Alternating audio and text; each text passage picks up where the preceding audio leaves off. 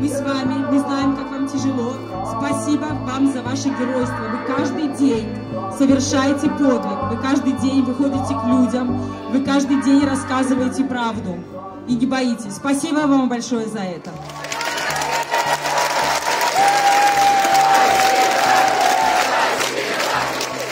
Minęły 2 dni od Marszu Wolności, od tego największego marszu, w którym wzięło udział 200, być może nawet 300 tysięcy osób. Mińsk dalej i cała Białoruś dalej protestują. Te protesty mają bardzo różne formy. Po pierwsze trwają protesty przed siedzibami telewizji państwowej w Mińsku, dlatego że część pracowników telewizji zwolniła się. No to jest ich odpowiedź na to, co odbywało się w ubiegłym tygodniu na Białorusi. Przyjechała ich wesprzeć Maria Kołesnikowa, która zapewniła, że będzie popierać tych dziennikarzy, że ci dziennikarze, którzy się zwolnili, otrzymają odpowiednią pomoc, i zaapelowała też do tych, którzy jeszcze tego nie zrobili, że to jest ten moment, że nastąpił ten moment, kiedy należy sobie powiedzieć, po której jest się stronie.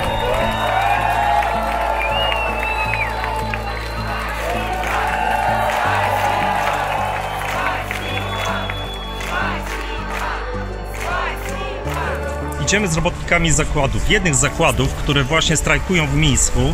Ten pan mówił nam, że on się boi i wielu się boi, ale też uważa, że to jest jego dług wobec społeczeństwa, żeby po prostu mimo tego strachu wyjść na ulicę.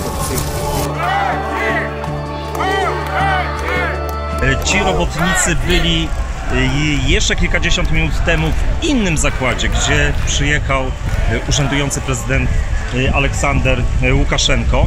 Tam tak naprawdę to miało być spotkanie, które miało doprowadzić do pewnego dialogu między prezydentem i tymi robotnikami, którzy też strajkują. To zakończyło się ono niepowodzeniem dla obecnego prezydenta.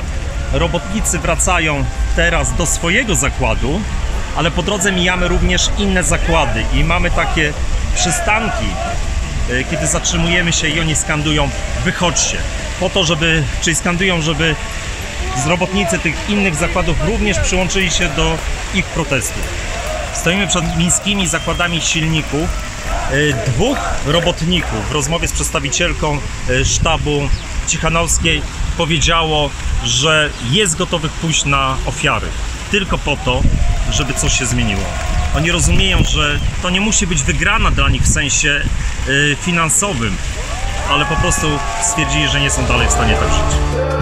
Jest już wieczór, w zasadzie wydaje się, że ten meeting się zakończył, ale ludzie wciąż stoją. Co ciekawe, mamy tutaj też te formy samoorganizacji, o których wcześniej rozmawialiśmy, czyli na przykład, że przynoszona jest woda, natomiast nie znamy cały czas odpowiedzi chyba na najważniejsze pytanie, które nurtuje w zasadzie wszystkich, czyli po prostu co będzie dalej. Na to pytanie odpowiedzi nie mamy.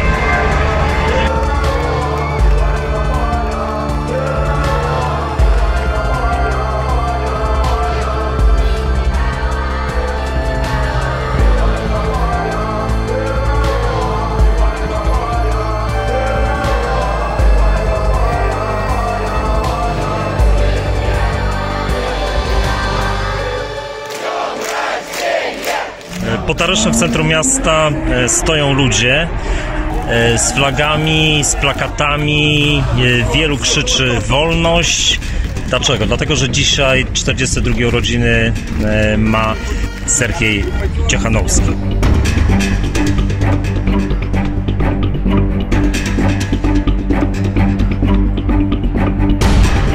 Mija kolejny dzień protestów w Mińsku.